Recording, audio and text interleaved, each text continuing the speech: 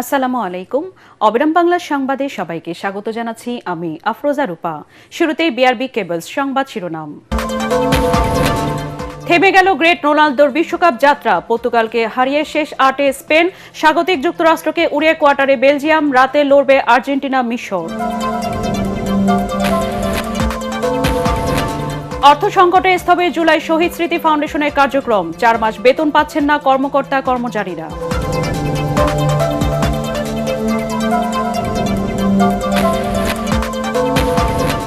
সবার আগে বাংলাদেশ নীতিতে চলছে সরকার, জানালেন প্রধান তথ্য কর্মকর্তা। প্রধানমন্ত্রী চীন সফর অর্থনীতির গেম চেঞ্জার, বলছেন হাসান আহমেদ চৌধুরী কিরণ।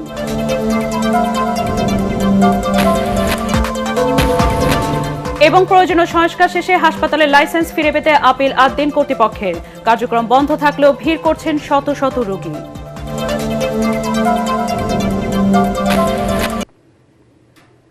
শুনছিলেন বিআরবি কেবলস সংবাদ শিরোনাম। এবার বিস্তারিত সংবাদ। শুরুতে আনোয়ার সিমেন্ট শীট বিশ্বকাপ সংবাদ।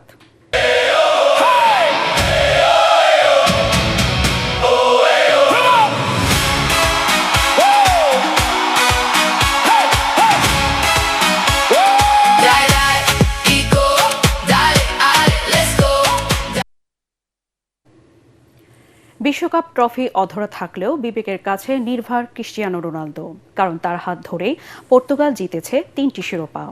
কিন্তু এমন বিদায়ের দায়কার? বিদায় বেলায় নিজেই বা কি বলে গেলেন CR7? আরও জানাচ্ছেন রায়হান রাসেল। ম্যাচের শেষ বাঁশি বাজতেই ডালাসের সবুজ গালিচায় নেমে এলো এক অদ্ভুত নীরবতা। স্পেনের কাছে হেরে বিশ্বকাপ থেকে বিদায় পর্তুগালের, আর সেই সাথে চিরতরে থমকে গেল ক্রিস্টিয়ানো রোনালদোর বিশ্বকাপ অধ্যায়। ৪১ বছর বয়সী মহাতারকা যখন ডালাসের টানেল থেকে বেরিয়ে যান, তখন তার চোখে মুখে রাজ্যের হতাশা। কিন্তু এমন নিরস বিদায়ের দায় কার? কোচের ভুল কৌশল, বল না দেওয়া সতীর্থরা, নাকি মাঠের খেলায় পরাস্ত হওয়া তার নিজের বয়স? এভাবে বিশ্বকাপ থেকে বিদায় নেওয়াটা কষ্টের, তবে আমি আমার সবটুকু উজাড় করে দিয়েছি, নিজের সেরাটা দিয়েছি, তাই একদম পরিষ্কার বিবেক নিয়ে বিদায় নিচ্ছি।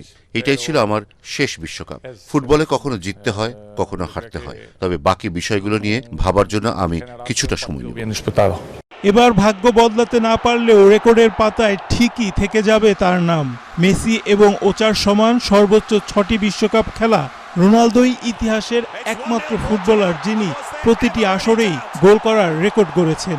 বিশ্বমঞ্চে ১১ গোল নিয়ে তিনি পর্তুগালের সর্বকালের সেরা গোলদাতা। পর্তুগালের হয়ে আমি ৩টি শিরোপা জিতেছি। ক্রিস্টিয়ানো আসার আগে পর্তুগাল কিছুই জেতেনি। ২০১৬ সালে আমরা যে ইউরোপিয়ান চ্যাম্পিয়নশিপ জিতেছিলাম, আমার কাছে সেটির গুরুত্ব এই বিশ্বকাপের সমানই। আমি নিজের সবটুকু দিয়েছি, জীবন তো চলতেই থাকবে। আমি বিবেকের কাছে নির্ভর থেকেই বিদায় নিচ্ছি। বিশ্বকাপের সোনালী ট্রফিটা হয়তো রোনালদোর ছোঁয়া হলো না, তবে ট্রফি দিয়ে কি সব কিংবদন্তিকে মাপা যায়? ফুটবল ইতিহাসের মহাকাব্যে তার নাম লেখা থাকবে সোনালী হরফে। রায়হান রাসেল, এটিএন বাংলা। এর আগে ফুটবল ইতিহাসের আবেগঘন ও রোমাঞ্চকর এক লড়াই সাক্ষী হয় বিশ্ববাসী। সেই দ্বৈরথে পর্তুগালকে ১-০ গোলে পরাজিত করে বিশ্বকাপের কোয়ার্টার ফাইনাল নিশ্চিত করল ২০১০ সালের বিশ্ব চ্যাম্পিয়ন স্পেন। আর এই হারের মধ্য দিয়ে স্তব্ধ হয়ে গেল ক্রিস্টিয়ানো রোনালদোর কোটি ভক্তের হৃদয়। শেষ হয়ে গেল এই পর্তুগিজ মহাতারকার বিশ্বকাপ জয়ের আজীবনের স্বপ্ন। পরাজয়ের পর পদত্যাগ করেছেন পর্তুগালের কোচ রবার্তো মার্তিনেজ। পরাগারমানের রিপোর্ট। আইবেরিয়ান দুই দেশ স্পেন ও পর্তুগাল শুরুতে দারুণ আক্রমণ করে খেলতে থাকে। খেলার পরতে পরতে ছড়ায় উত্তেজনা। ৯ মিনিটে অমার্জনীয় মিস স্পেনের ওই রাজাবালের। গোলকিপারকে একা পেয়ে বল বাইরে মারে। সমান তালে লড়াই করে শেষ বিশ্বকাপ খেলতে নামা ক্রিস্টিয়ানো রোনালদোর পর্তুগাল। ১৭ মিনিটে ইয়ামাল এবং অ্যালেক্স বায়ানের চেষ্টা সফল হতে দেননি পর্তুগিজ গোলকিপার দিয়েগো কস্টা। পরে অবশ্য আক্রমণের ধার বাড়ায় দ্য নেভিগেটররা। জোয়াও নেতো ব্যর্থ হওয়ার পর রোনালদোর অ্যাক্রোবেটিক প্রচেষ্টাও সফল হতে দেননি স্প্যানিশ গোলকিপার। এরপর নুনো মেন্ডেজের শট পেড্রো পরোর মাথায় লেগে ক্রসপিস ছুঁয়ে ফেরত আসলে গোল বঞ্চিত হয় পর্তুগাল। দু দলেই বেশ কিছু কুশলী খেলোয়াড় থাকলেও বিরতির পরও জমাটবদ্ধ কোনো আক্রমণ হয়নি। অবশেষে দুই বদলি খেলোয়াড়ের যুগলবন্দিতে ম্যাচের ভাগ্য নির্ধারণ হয়। ফেররান তোরেসের বাড়ানো বল জালে পাঠিয়ে স্পেনের জয়ের নাক বনে যান মিকেল মরিনো। ম্যাচের শেষ বাঁশি পর্তুগালের পরাজয় নয়, ফুটবলের মহামঞ্চে যেন মহাতারকা রোনালদোর মহাকাব্যিক অধ্যায়ের পরিসমাপ্তি। টানা 6টি আসরে গোল করা একমাত্র খেলোয়াড়টি হাজার ট্রফি জিতলেও বিশ্বকাপ রইল অধরাই। তার বিশ্বজয়ের স্বপ্ন যেন ভেসে গেল বেদনার নোনা জলে। ভালোবাসায় সিক্ত হতে হতে আর্দ্র চোখে টুর্নামেন্ট থেকে বিদায় নিলেন ক্রিশ্চিয়ানো রোনালদো। আর কোয়ার্টার ফাইনালে ওঠার আনন্দ উদ্বেল তখন লা রোজারা। পরাগারমান, এটিএন বাংলা। এবার অন্য প্রসঙ্গ। অর্থ সংকটে প্রায় স্থবির হয়ে পড়েছে জুলাই শহীদ স্মৃতি ফাউন্ডেশনের কার্যক্রম। 4 মাস ধরে বেতন পাচ্ছেন না প্রতিষ্ঠানটির কর্মকর্তা কর্মচারীরা।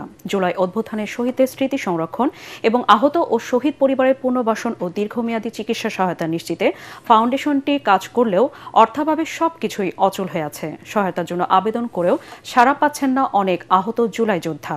বিস্তারিত জানাচ্ছেন ইয়াসিন রানা। রক্তক্ষয়ী জুলাই গণ অভ্যুত্থান, রাজপথ জুড়ে গণমানুষের দাবি, দেশ সংস্কারের এক বুক স্বপ্ন নিয়ে আন্দোলনে জীবন দিয়েছেন অনেকে, আহত হয়েছেন হাজারো মানুষ। জুলাই শহীদ ও আহতদের সেই আত্মত্যাগকে সম্মান জানাতে এবং ক্ষতিগ্রস্ত পরিবারগুলোর পাশে দাঁড়াতে গণ অভ্যুত্থানের পর 10 সেপ্টেম্বর গঠিত হয় জুলাই শহীদ স্মৃতি ফাউন্ডেশন। চিকিৎসা, পুনর্বাসন, কর্মসংস্থানের পাশাপাশি ভবিষ্যৎ প্রজন্মের কাছে জুলাইয়ের আত্মত্যাগের ইতিহাস পৌঁছে দেয়াই ছিল ফাউন্ডেশনের মূল লক্ষ্য। কিন্তু মাত্র 2 বছর পূরণ না হতেই জুলাই আহতদের সহায়তা না করা সহ কার্যক্রম প্রায় বন্ধ ফাউন্ডেশনের। তারা আমাদের কাছে দরখাস্ত আহ্বান করছিল, কিন্তু এখানে কেউ টাকা পাইছে, কেউ পাই নাই। কয়জনে কি পাইছে, অনেকে দেখা যায় পায়ও নাই।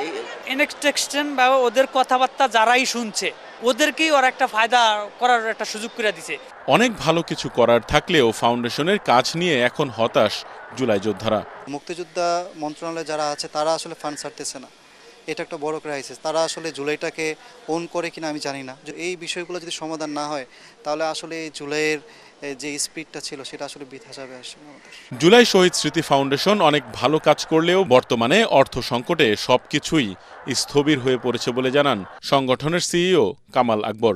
265 কোটি টাকা অনাদায়ী রয়ে গেছে, পাইনি আমরা। সেটার জন্য অনেকবার অফিসিয়ালি মন্ত্রণালয়, মুক্তিযুদ্ধ মন্ত্রণালয়, যাদের অর্থ মন্ত্রণালয় আমরা যোগাযোগ করেছি, চিঠি দিয়েছি, এখনও পাইনি। বাট এটা নতুন সরকার আসার পর আমাদের যেই নীতি নির্ধারণী মহল, যেটা সংসদ, সেখানে এটা নিয়ে তোলা হয়েছে, অফিসিয়ালি আমরা চিঠিও পাঠিয়েছি। আমরা আশা করছি সমস্যাগুলো সমাধান হবে। ফাউন্ডেশনের অনেক ভালো কাজের বিষয়ও তুলে ধরেন তিনি। আমরা আপনার যেই সহায়তাগুলো দিয়েছি ওনাদের বেতন থেকে, সেগুলো যদি একবার দেখেন, জরুরি ঔষধ, এমন এর মধ্যে ইনক্লুডেড থাকে 2,500 টাকা দামের ইনজেকশনও এখন লাগবে, আজকে রাতে দিতে হবে। হাসপাতালে নাই ওষুধের মজুদ, বাজেটও নাই। তো আমি কী করবো, উনি আজকে না দিলে পৌঁছে যাবে ভাটা। 2জন অফিসার গিয়ে কিনে ওনাদের বেতন থেকে, তারপরে সেই ওষুধ বাসায় গিয়া পুশ করায় দিয়ে তারপর আমরা আসছি। এটা হলো একটা উদাহরণ শত মধ্যে। তো এগুলো সব করেছে তো আমাদের কর্মীরা। তার 4.5 মাস বেতন বন্ধ। কাজগুলো কার? এই দায়িত্বটা কার এলাকায়? সরকারের দায়িত্ব। জুলাই গণ অভ্যুত্থান শুধু আন্দোলনের ইতিহাস নয়, গণতন্ত্র ও অধিকার আদায়ের সংগ্রামের প্রতীক। তাই জুলাইয়ের স্মৃতি ধরে রাখা, শহীদ ও আহতদের পাশে দাঁড়াতে এই ফাউন্ডেশন কার্যকর ভূমিকা রাখবে বলে প্রত্যাশা সংশ্লিষ্টদের। ইয়াসিন রানা, এটিএন বাংলা, ঢাকা। সরকার যদি রক্তের রাজনীতি করতে চায় তবে জাতীয় নাগরিক পার্টি তার জন্য প্রস্তুত বলে হুঁশিয়ারি দিয়েছেন এনসিপি আহ্বায়ক ও বিরোধী দলীয় চিফ হুইপ নাহিদ ইসলাম। সাভারে জাতীয় নাগরিক পার্টি এনসিপি জুলাই পদযাত্রা পরবর্তী সমাবেশে ককটেল বিস্ফোরণের পর তাৎক্ষণিক প্রতিক্রিয়ায় তিনি এই হুঁশিয়ারি দেন। এ সময় নাহিদ অভিযোগ করেন, এনসিপির পদযাত্রা পণ্ড করতে পরিকল্পিতভাবে এই হামলা চালানো হয়েছে।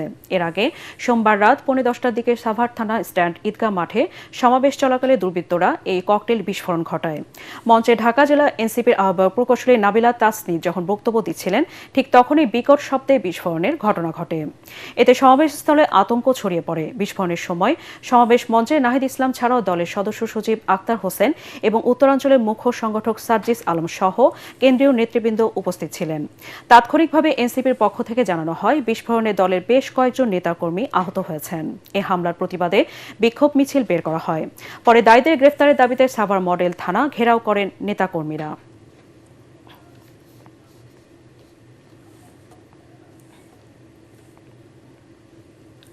সাভারে জাতীয় নাগরিক পার্টি এনসিপির সমাবেশে ককটেল বিস্ফোরণের ঘটনায় মামলা হয়েছে। সাভার মডেল থানায় অজ্ঞাত আসামিদের নামে মামলা করা হয় বলে জানিয়েছে পুলিশ। জাতীয় নাগরিক পার্টি এনসিপির ঢাকা উত্তরের সদস্য সচিব সালামতুল্লাহ রনি এ মামলা করেছেন। তিনি জানান, গতকাল রাতে সাভারের তারাপুর মাঠে এনসিপির পূর্ব ঘোষিত জুলাই পদযাত্রা সমাবেশে ককটেল বিস্ফোরণ ঘটায় দুর্বৃত্তরা। এতে দলের 3 নেতাকর্মী আহত হয়। এ ঘটনায় সন্দেহভাজন 2 জনকে আটক করেছে পুলিশ।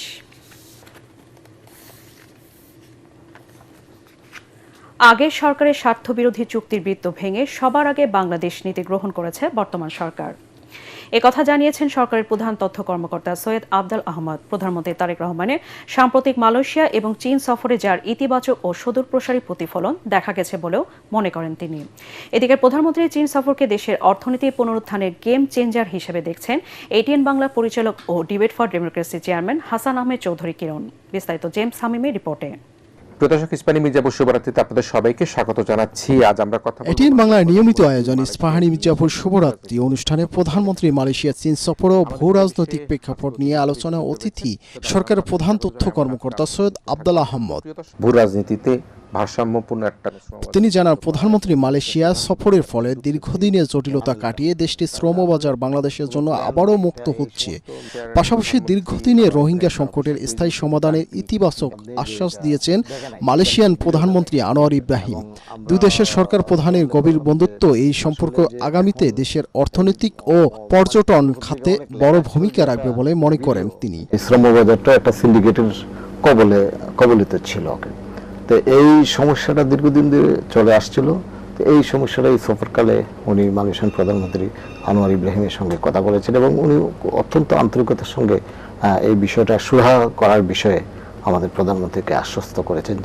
অনুষ্ঠানে সরকারের প্রধান তথ্য কর্মকর্তা সৈয়দ আবদুল আহমেদ বলেন, বিগত সরকারের আমলে দেশের স্বার্থ উপেক্ষা করে বিশেষ করে ভারতের সাথে নানা চুক্তি করা হয়েছিল।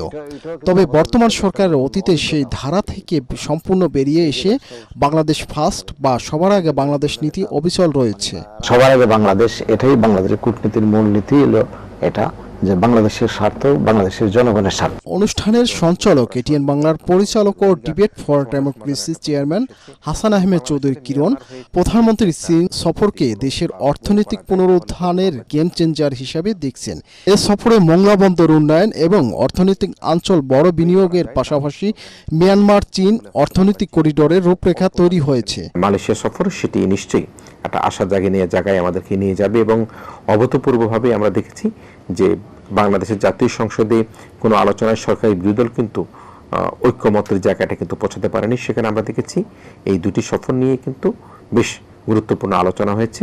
বিরোধী দলের পক্ষ থেকেও কিন্তু তারা বলেছেন যে দেশের স্বার্থকে বিবেচনা করে কিন্তু আমাদেরকে এগিয়ে যেতে হবে। চীনের সঙ্গে আমদানি রপ্তানি আরও বাড়বে বলে মনে করেন তিনি। কর্মসংস্থানের ক্ষেত্রে তৈরি হবে নতুন দিগন্ত।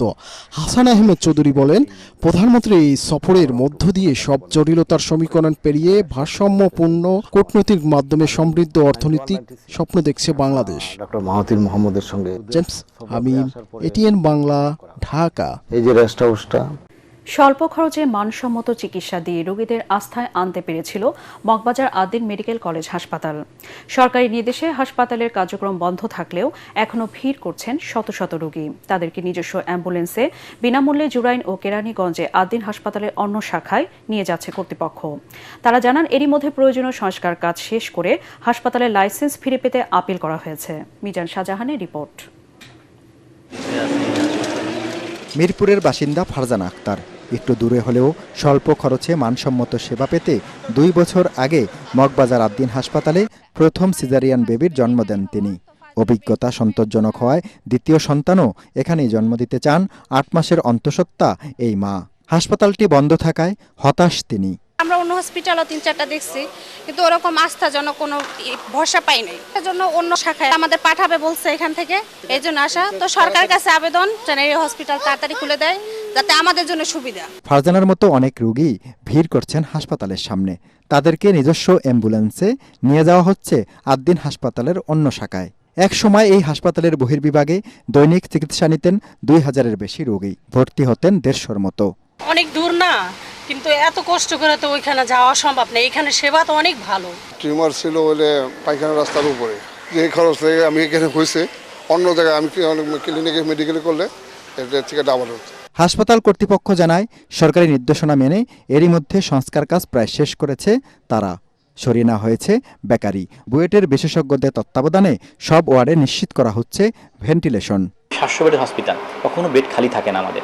এর ভিতরে আমাদের প্রায় 40% রোগী থাকে প্রায় অসহায় গরিব, যাদেরকে আমরা বিভিন্নভাবে সাপোর্ট করে হেল্প করে থাকি। এবং অপারেশন চার্জগুলো অন্য জায়গার চেয়ে অর্ধেক মূল্য। 250 টাকা ডায়ালিসিস করা হয়। এই সংখ্যাটা প্রায় 11,000 প্লাস। ভুল মানুষের হবে এবং অনাকাঙ্ক্ষিত ঘটনা ঘটবে, তার সমাধান এই না সেটাকে ক্লোজ করে দেয় এবং এটাকে অ্যাড্রেস করে যে সমাধান করা যায় দ্রুত, এবং সেটা চালু করে দেওয়ার জন্য সরকারকে আহ্বান জানাবো। একসময় এই আল্ট্রারুমের সামনে শত শত রোগীর ভিড় ছিল, এখন কেবলই নীরবতা। 2500 মানুষের কর্মসংস্থান তৈরি করে দেওয়া প্রতিষ্ঠানটি অবিলম্বে খুলে দেওয়ার দাবি রোগী ও স্বজনদের। মিজান শাহজাহান, এটিএন বাংলা, ঢাকা। দেশে জাহাজ রিসাইক্লিং শিল্পকে আন্তর্জাতিক পরিবেশ ও নিরাপত্তা মানদণ্ডে আনতে গ্রিন লাইসেন্স বাধ্যতামূলক করার কথা জানিয়েছে সরকার। চট্টগ্রামের সীতাকুণ্ডে PHP ship breaking and recycling yard পরিদর্শন শেষে একথা জানান বাণিজ্যমন্ত্রী খন্দকার আব্দুল মুক্তাদির। তিনি বলেন, পর্যায়ক্রমে সব জাহাজ রিসাইক্লিং ইয়ার্ডকে গ্রিন সার্টিফিকেশনের আওতায় আনা হবে। তিনি বলেন, একসময় বিশ্বের প্রায় 45% জাহাজ বাংলাদেশে রিসাইক্লিং হতো এবং এ খাতে দেশ শীর্ষ অবস্থানে ছিল। সরকার সেই হারানো অবস্থান ফিরে পেতে কাজ করছে।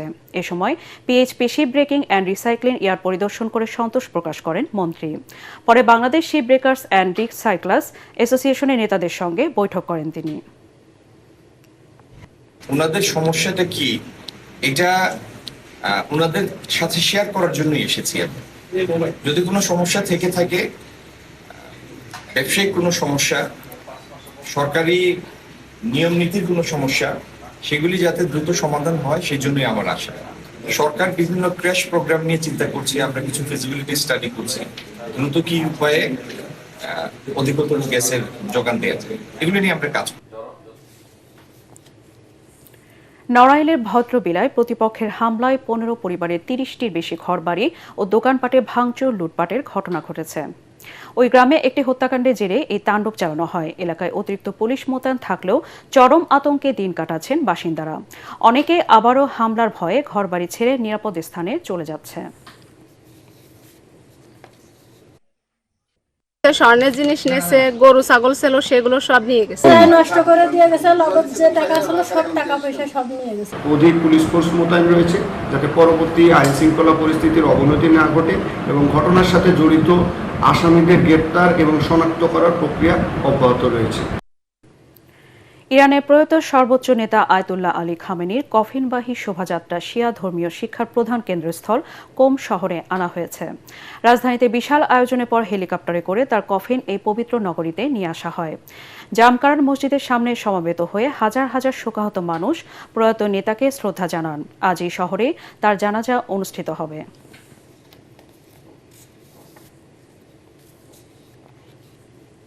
যুক্তরাষ্ট্রের নিউ ইয়র্কের সামাজিক ও আঞ্চলিক সংগঠন মুন্সিগঞ্জ বিক্রম অ্যাসোসিয়েশনের বার্ষিক বনভোজন অনুষ্ঠিত হয়েছে। নিউ ইয়র্কের ওয়েস্ট বেবিলনের বেলমন্ট লেক স্টেট পার্কে এই আয়োজনে অংশ নেয় সংগঠনের কয়েকশো সদস্য। বালিশ খেলা, দৌড় প্রতিযোগিতা সহ শিশু, মহিলা ও পুরুষদের জন্য ছিল বিভিন্ন ধরনের বিনোদনের ব্যবস্থা। সংগঠনের সাধারণ সম্পাদক মাসুদ রানা তপনের সঞ্চালনায় বনভোজনের উদ্বোধন করেন বাংলাদেশ সোসাইটির সাবেক সভাপতি এম আজিজ। বক্তব্য দেন ফার্মাসিস্ট মোহাম্মদ আক্তার হোসেন, সংগঠনের সভাপতি কাজী এম আর খান, সেলিম, সিরাজুল ইসলাম খান, শাহাদাত হোসেন সহ বিশিষ্টজনেরা।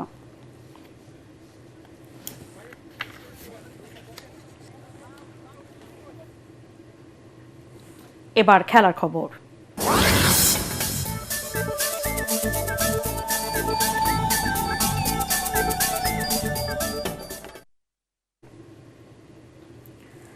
উইম্বলডন টেনিসের অষ্টম দিনে সেন্টার কোর্টের রয়্যাল বক্সে বড় চমক ছিলেন 8 বারের চ্যাম্পিয়ন রজার ফেদেরার। সোমবার রাতে আলেকজান্ডার জভেরেভ ও জিরি লেহেচকার মধ্যকার দিনের শেষ ম্যাচটি দেখতে গ্যালারিতে একা বসে অপেক্ষা করছিলেন 20টি গ্র্যান্ড স্ল্যাম জয়ী এই কিংবদন্তি। টেনিসের প্রতি তার এই নিখাত ভালোবাসা গ্যালারির সবার নজর কেড়েছে, কিন্তু ম্যাচটি শেষ করা যায়নি। উইম্বলডনের নৈশকালীন কারফিউ আইনের কারণে ম্যাচটি স্থগিত করতে হয়। এই ম্যাচের বাকি অংশ অনুষ্ঠিত হবে স্থানীয় সময় মঙ্গলবার রাতে।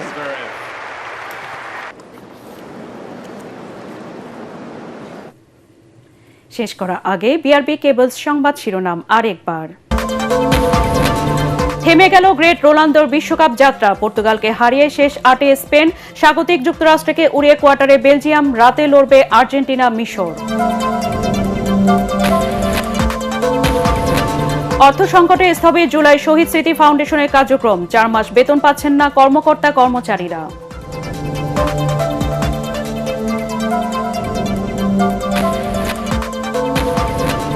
সবার আগে বাংলাদেশ নীতিতে চলছে সরকার, জানালেন প্রধান তথ্য কর্মকর্তা। প্রধানমন্ত্রী চীন সফর অর্থনীতির গেম চেঞ্জার, বলছেন হাসান আহমেদ চৌধুরী কিরণ।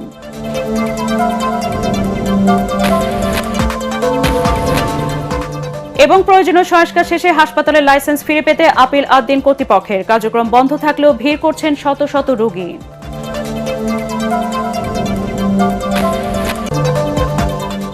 পরবর্তী সংবাদ দেখার আমন্ত্রণ জানিয়ে এখনকার মতো শেষ করছি।